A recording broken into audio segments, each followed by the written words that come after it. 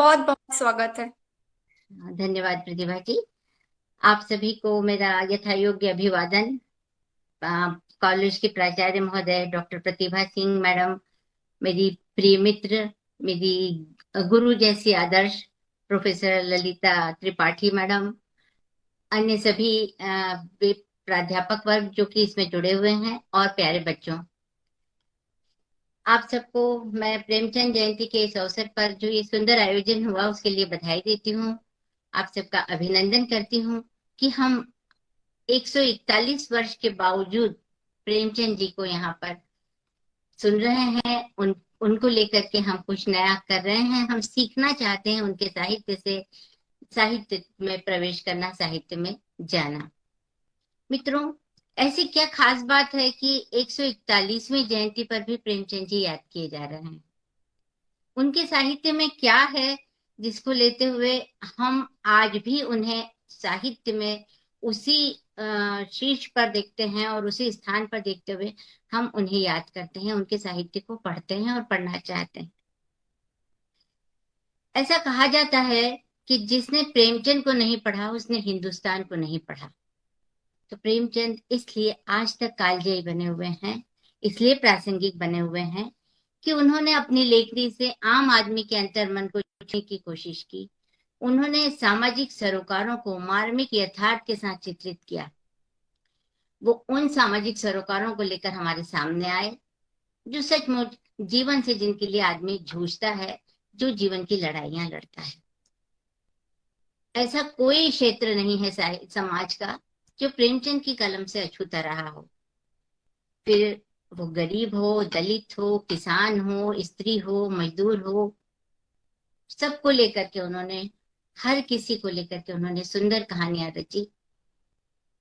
हम अगर उनकी कहानियों की बात करें तो कहानियों के साथ साथ उन्होंने हमारे उन क्षेत्रों पर, सामाजिक विडंबनाओं पर प्रहार भी किया है जिनके कारण कई कुप्रथाएं फैली हुई थी, वर्ग भेद फैला रहा, कई तरह की ऊंच नीच जैसे मुद्दे बने रहे, जाति को लेकर के कई समस्याएं, हमारे यहाँ स्पर्शता को लेकर समस्याएं बनी रही। तो प्रेमचंद जी ने उन विषयों को उठाकर हमें एक दृष्टि दी। माना जाता है कि जब किसी देश को देखना होता है तो लोग उसकी आर्थिक और राजनीतिक दृष्टि से उसे देखते हैं, लेकिन सही मायनों में जब हम किसी देश को देखना चाहते हैं तो हमें उसकी सामाजिक दृष्टि और उसके साहित्य को देखना होता है। और भारत की सामाजिक दृष्टि देने वाला अगर कोई साहित्य रहा तो वो प्रेमचंद युग से शुरू होता है। प्रेमचंद जी क्यों? क्योंकि वो आदर्शवाद से साहित्य को यथार्थवाद पर लेकर आए थे। उन्होंने साहित्य को यथार्थ के धरातल पर खड़ा किया, और यही वो मुद्दा है, यही वो उनकी साहित्य की विशेषता है जो आज तक प्रासंगिक बना हुआ है। क्योंकि साहित्य सहित समाज के हित में, सबके हित में होना चाहिए। साहित्य जीवन का यथार्थ होना चाहिए। मेरा ऐसा मानना भी है मित्रों की कहानी जीवन का मर्म है। कथा सम्राट प्रेमचंद को याद करते हुए अगर ये हम इस बात पर गौर नहीं करते तो हम फिर प्रेमचंद की बात नहीं कर रहे। कहानी जीवन का मर्म है जो पाठक और श्रोता को सीधे उपलब्ध होनी चाहिए। सीधे उपलब्ध होनी चाहिए से मेरा ये नहीं कि हमने एक प्लेट में रख दी और सामने वाले को मिल गई। सीधे उपलब्ध होने से अर्थ ये है कि कहानी में वो प्रवाह हो, वो सरलता हो, वो सहजता हो और वो सत्य हो जो व्यक्ति के दिल को स्पर्श कर सके। पाठक या श्रोता जब उसको सुने तो उसके दिल को वो छुए और वो उसे आत्मसात करे। क्योंकि जीवन का जो सत्य साहित्य लेकर आता है उसको पाठक उसके सुख दुख को आत्मसात कर लेता है। इसलिए लेखन को सहज, सरल, प्रवाहमान होना चाहिए, और ये सारी विशेषताएं हम प्रेमचंद के साहित्य में देखते हैं। उनके कौन सा पात्र है जिसकी बात हम नहीं कर सकते या जिसे छोड़ सकते हैं, और ऐसा कौन सी कहानियां, कौन सी रचनाएं जिसका जिक्र किए बिना उनका साहित्य अधूरा रह सकता है? क्या हम पूस की रात को भूल सकते हैं? क्या हम गोदान को भूल सकते हैं? क्या हम रंगभूमि को? क्या निर्मला, बड़े घर की बेटी, ईदगाह? ऐसी कौन सी रचना, ऐसा कौन सा पात्र है जिसने हमारे दिल में आज, जो आज तक स्थायी रूप से, मैंने अब कहानियों को सुनना जब शुरू किया था तो प्रेमचंद की कहानियों को पढ़ने से कहीं ज्यादा मैंने सुना है। उस उम्र में जबकि मुझे साहित्य का अर्थ भी नहीं समझता था। मेरे पिता बहुत सुंदर तरीके से कहानी पाठ करते थे और वो कथोपकथन शैली में कहानी को सुनाते थे। तो जब हम छोटे थे तो हम सब भाई बहनों ने उनसे प्रेमचंद के साहित्य को सुना, और शायद मेरे मन में जो साहित्य या कहानी लेखन की गीली मिट्टी बनी, वो प्रेमचंद जी की कहानियों को अपने पिता से सुनने के बाद बनी, जिसने आगे चलकर मेरे अंदर एक कहानीकार को जागृत किया। तो मित्रों, ऐसी कहानियां जिन्हें बचपन में सुनकर भी आज तक याद रखा जा सकता है, उन कहानियों में जीवन का वो यथार्थ, वो मर्म, जीवन की वो मार्मिकता और संघर्ष करने की प्रेरणा है, जिसने की जो मुझे आज तक याद है, जिसने मुझे कहानी लिखने की ओर मोड़ दिया। तो मैं ये कहना चाहूंगी कि आप लोगों ने कहानियां लिखी, बहुत सुंदर कहानी पढ़ी गई, बहुत अच्छे से कहानियां लिखी गई। जैसे कि अंजलि ने बड़े घर की बेटी को पढ़ा, बहुत अच्छे तरीके से पढ़ा, और निश्चित रूप से ये एक आदर्श स्थापित करती कहानी है कि कहानी एक संयुक्त परिवार पर केंद्रित है, लेकिन उस संयुक्त परिवार में एक स्त्री की क्या भूमिका है, एक परिवार में, बल्कि संयुक्त परिवार के एक परिवार में स्त्री की क्या भूमिका है, ये इस पर हमको, ये एक तरह से स्त्री जीवन के लिए नींव का पत्थर कहानी है कि स्त्री के अंदर वो सारी क्षमताएं होनी चाहिए, सहनशीलता होनी चाहिए, परिवार को जोड़ के रखने के सूत्र होने चाहिए, वो ताकत होनी चाहिए जो परिवार को बांधती है, क्योंकि स्त्री परिवार की धुरी होती है। वीणा ने ईदगाह कहानी पढ़ी, जो छोटी हम मेरे ख्याल से चौथी या पांचवी क्लास में ये कहानी चलती थी और तब पढ़ी थी मैंने, लेकिन कहानी यथावत मन के अंदर बनी हुई है। तो आज भी जब कहानी को सुना तो मैं उस बचपन के दौर से, जब मैंने वो कहानी सुनी थी, मैं उस कहीं उसके अंदर से गुजर रही थी। आपने बहुत अच्छे से दोनों कहानियों का पाठ किया। सवाल ये उठता है कि मौलिक कहानियों के साथ हमने प्रेमचंद की कहानियों को क्यों सुना। ऐसा आयोजन आपकी महाविद्यालय ने, आपकी जो समिति बनी है साहित्य को लेकर के, उसने ये आयोजन क्यों किया। इसके पीछे निश्चित रूप से ये उद्देश्य था कि आप इन कहानियों से प्रेरित हों, इन कहानियों के अंदर जो कहानी के तत्व हैं उनसे सीखें, और जब भविष्य में आप साहित्य की ओर जाएं, लिखता वही है जिसके अंदर दर्द होता है, तो और सुनता भी वही है जिसके अंदर दर्द होता है। जो लोग इस कहानियों को सुन रहे हैं, कहीं ना कहीं उनके अंदर भी कोई लेखक बैठा है, जो हो सकता है कि आगे जाकर आप में से और भी कई कहानीकार बाहर आए, और हम फिर गर्व करके कहेंगे कि अरे प्रतिभा सिंह, हाँ इनका तो मैंने संचालन सुना था, श्रद्धा, अच्छा उनकी तो मैंने भव्य कहानी सुनी थी। तो आप सब निश्चित रूप से भावी लेखक हैं, लेकिन लेखक बनने के लिए अगर कोई मुझसे पूछता है कि मैं क्या कहना चाहूंगी, तो बच्चों मैं कहना चाहती हूँ, हमेशा मैं ये कहती हूँ कि एक अच्छा लेखक बनने से पहले हमको एक अच्छा पाठक बनना होता है। इसलिए अच्छा पाठक बनना होता है कि हमारे पास शब्दावली, हमारे पास भावावली दोनों होनी चाहिए। जब तक आपके पास एक शब्दकोश तैयार नहीं होता, तब तक आप अच्छा लेखक नहीं बन सकते। और शब्दकोश हमारे पास, हमको कोई डिक्शनरी लेकर कहानी लिखने नहीं बैठना होता है, हमारे अंदर वो शब्दकोश तैयार होना चाहिए, जिसके द्वारा जब हम कोई भाव लिखना चाहते हैं तो हमको पता हो कि इसके लिए ये शब्द उपयुक्त होगा। तो वो शब्दकोश आपके हृदय में, आपके मस्तिष्क में, आपके दिलो दिमाग में बना हुआ होना चाहिए कि आपको तत्काल उसके लिए शब्द सूझे। और शब्द हमारे पास पढ़कर जितने संग्रहित संग्रहित होते हैं, उससे कई गुना ज्यादा आसपास के वातावरण से भी आते हैं, परिस्थितियों से भी आते हैं। लेकिन पढ़े हुए शब्द साहित्य की दृष्टि से हमारे अंदर एक शब्दकोश को तैयार करते हैं। इसलिए आप अच्छा लेखक बनने के लिए पहले एक अच्छा पाठक बनिए। अब तो आपके पास विश्व साहित्य को पढ़ने की सुविधाएं उपलब्ध हैं, इंटरनेट उपलब्ध है, आप कई तरीके से रचना को पढ़ सकते हैं, सुन सकते हैं। तो पाठक बनिए तो अच्छा लेखक निश्चित रूप से बनेंगे। जिन कहानियों का पाठ किया गया है उसमें भूख अपने आप में अपनी सारी बात कह देती है, इसलिए इस कहानी पर बहुत अधिक कोई टिप्पणी की गुंजाइश नहीं बनती। मैं एक कहानी पर जरूर बात करना चाहूंगी, जो कहानी श्रद्धा ने पढ़ी थी, भाव्या। निश्चित रूप से कहानी बहुत अच्छे तरीके से पढ़ी, और जब हम आधी कहानी तक जाते हैं, कहानी बहुत सुव्यवस्थित चलती है, कहानी बहुत सुंदर तरीके से प्रवाहित होती है। लेकिन जहां आने के बाद एक कहानीकार को यथार्थ पर आना चाहिए, वहां वो कल्पना लोक में चला गया। क्योंकि लॉकडाउन के साथ जब हम कहानी को जोड़ते हैं तो अभी इतना लंबा समय हमारे सामने से नहीं गुजरा कि हमने उस बच्ची को बड़ा भी कर दिया, हमने उस बच्ची को एनजीओ चलाने के काबिल भी बना दिया, वो एनजीओ भी चला रही है, वो बुजुर्ग माता पिता होकर के फिर उसी के पास लौट कर आ गए, हम कल्पना में चले गए हैं। प्रेमचंद का साहित्य और कहानी हमें ये कहती है कि कहानी यथार्थ पर केंद्रित होनी चाहिए।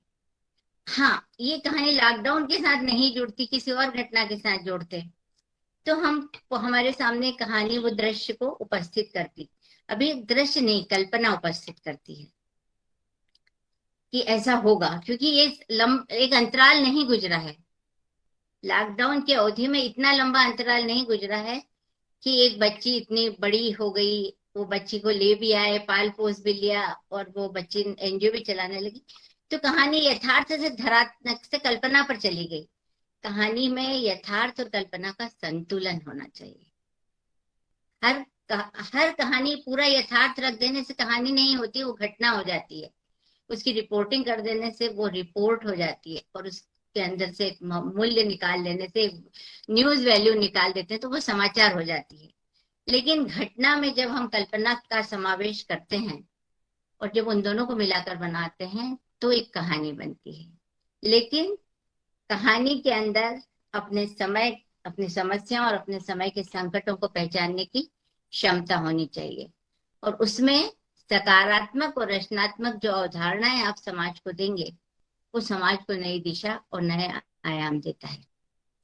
इसलिए हमारे साहित्य का संकल्प समाज के हित में होना चाहिए, समाज के पक्ष में होना चाहिए। और कहानी का पाठ, एक और कहानी जो ज्योति सिंह पढ़ रही थी, बहुत अच्छे से कहानी, ज्योति सिंह ने नहीं, सपना, शायद सपना ने पढ़ी, सपनों की उड़ान, बहुत अच्छे से कहानी लिखी गई, कहानी पढ़ी गई। लेकिन कहानी पाठ के अपने कुछ सिद्धांत होते हैं। मैं इसलिए बताना चाहती हूँ कि आप लोग को भविष्य में बहुत लंबी पारी खेलना है, कहानियां लिखनी भी है, उनका पाठ भी करना है, और हो सकता है कि आगे जाकर मेरी जगह आपको बैठकर कहानियों को सुनना है। तो कहानी का जब हम पाठ करें तो हमें कहानी की किसी भूमिका को देने की जरूरत नहीं होती, ना हमें आगे कुछ बताना चाहिए कि हम क्या कहना चाहते हैं, और ना हमें कहानी समाप्त होने के बाद उसमें से कोई शिक्षा या हमको उद्देश्य को रखना चाहिए। आप कहानी पढ़िए, पाठक को चिंतन और आगे का काम पाठक पर छोड़ दीजिए। वो उस कहानी का उद्देश्य भी खोजेगा, वो उस कहानी पर मनन करेगा, वो उसमें से शिक्षा की जो आप बात करते हैं कि ये कहानी क्या शिक्षा देती, पाठक निकालेगा। तो कहानी की आगे की भूमिका और पीछे की भूमिका का कहानी के पाठ के साथ कहानी को कमजोर कर देता है। कहानी को चलने दीजिए, जिज्ञासाएं बनी रहनी चाहिए, तब कहानी आपको रोचकता के साथ सुनने के लिए बाध्य करेगी। अगर आपने पहले ही बता दिया कि आप किस उद्देश्य को लेकर कहानी कहेंगे तो कहानी उसके अंदर बन जाती है। मनुष्य का मस्तिष्क बहुत तेज चलता है, दुनिया की सबसे तेज रफ्तार अगर किसी की है तो हमारे दिलो दिमाग की होती है। हम यहाँ बात कर रहे होते हैं और दिमाग कहीं और दौड़ रहा होता है, हम कुछ और सोच रहे होते हैं। तो जब आप कोई उद्देश्य या कहानी की भूमिका रख देते हैं तो कहानी उसके अंदर बन जाती है, सुनने वाले के अंदर नहीं। आपकी कहानी में वो बना रहे, उसके अंदर कहानी मत बनने दीजिए, वो कहानी में बना रहेगा। कहानी की रोचकता, अगली स्टेप क्या हुई, अगली स्टेप क्या हुई, ये रोचकता बननी चाहिए। ये छोटा सा, छोटे छोटे से बिंदु हैं जो कहानी पाठ के लिए हमको ध्यान देना चाहिए, और लिखने के लिए कहानी में यथार्थ और कल्पना का संतुलन होना चाहिए। कहानी लुढ़कनी नहीं चाहिए, कहानी चलनी चाहिए, तभी कहानी गति पकड़ती है। आप सबने बहुत अच्छे तरीके से कहानी पाठ किया, प्रेमचंद जी को हमने याद किया। प्रेमचंद जी जैसा बनना शायद कई सदियां लगेंगी, जब दोबारा भी प्रेमचंद इस धरती पर आएंगे।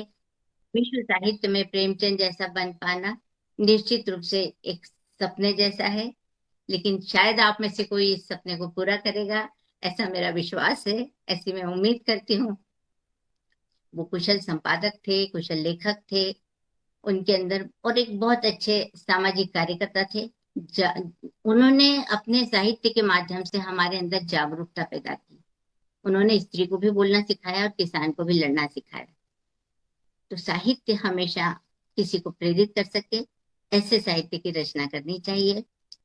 उनका गोदान एकमात्र एक ऐसी कृति है हिंदी साहित्य की, बल्कि विश्व साहित्य में जिसे जाना जाता है, जिस उस औपन्यासिक कृति में एक विराट फलक है, उसमें निर्मम तटस्थता है, यथार्थता है और सरलता की पराकाष्ठा है, जो बहुत मुश्किल होती है। तो गोदान उपन्यास जिसने नहीं पढ़ा, उसने साहित्य में फिर कुछ नहीं पढ़ा। इसलिए अगर आप साहित्य में रहना चाहते हैं, साहित्य में आना चाहते हैं, तो प्रेमचंद जी को पढ़िए, खूब विस्तार के साथ पढ़िए, और गोदान को जरूर पढ़िए। और पढ़ने के बाद न सिर्फ पढ़ना है, उसको मनन करिए, उन सामाजिक परिस्थितियों पर विचार करिए, अपने अंदर उस भाव को पैदा करिए। जब हम कोई कहानी, कोई फिल्म देखते हैं तो हम रोने लगते हैं। मेरे घर में ये घटना अक्सर होती थी कि जब हम पहले टीवी पर बहुत अच्छी फिल्में आती थी, और कोई मनोरंजन के साधन इतने मोबाइल वोबाइल वाली चीजें नहीं थी, नेट वेट इतना नहीं होता था, तो जब पिक्चर आती थी तो मैं और मेरे, जब बच्चे छोटे थे, अब तो मेरे बच्चे विदेश जाकर बसे हुए हैं, छोटे थे तो हम सब पिक्चर देखते थे। और मेरे हस्बैंड जब आते थे कहीं से अपने, उनकी इस तरह की ड्यूटी थी कि देर भी होती थी, तो देखते थे कि हम सब की आंखों के नीचे वो आंसुओं के रेले बने हुए हैं। हम लोग, कोई रो रहा है, कोई सुबक रहा है, तो वो पूछते थे कि ऐसा है क्या इसमें। तो हम बताते थे अरे इसमें ऐसा हो गया, और सब सुबकते रहते थे, तो वो हंसते थे, थोड़ा सा मजाक बनता था। लेकिन वो जानते थे कि इन सब के अंदर कोई ना कोई कहानीकार है जो उस पीड़ा से पीड़ित है। हम उस कहानी को आत्मसात कर लेते हैं, फिल्म की कहानी को हम उसमें जीने लगते हैं, हम वैसी कल्पना, हम उस तरह, उस दृश्य में हम रोते भी हैं, हम खुश भी होते हैं, हंसते भी हैं। जब फाइटिंग सीन आता है तो लगता है मार और मार, ऐसी कई बार आवाजें आने लगती हैं जब टॉकीज में मूव देखते हैं। तो हम इतना उसमें घुल मिल जाते हैं, हम उस परिवेश में उतर जाते हैं। कहानी में भी यही होना चाहिए। जब हम कहानी को सुन रहे हैं, जब हम कहानी को पढ़ रहे हैं, तो हम कहानी को जी रहे होते हैं। लेखक तो परकाया प्रवेश करता ही है कहानी को लिखते हुए, पाठक भी परकाया प्रवेश कर जाता है, तो कहानी जो है वो सार्थक हो जाती है, कहानी सिद्ध हो जाती है। मैं आप सबको बहुत बहुत शुभकामनाएं देती हूँ। आपने एक बहुत सुंदर आयोजन किया, एक सुंदर आयोजन में मुझे सुनने का और मुझे बोलने का एक मौका दिया।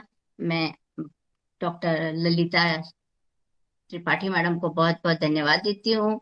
आप सबको बधाई देती हूँ इस सुंदर आयोजन के लिए, और आपसे विदा लेना चाहूंगी। नमस्कार, धन्यवाद।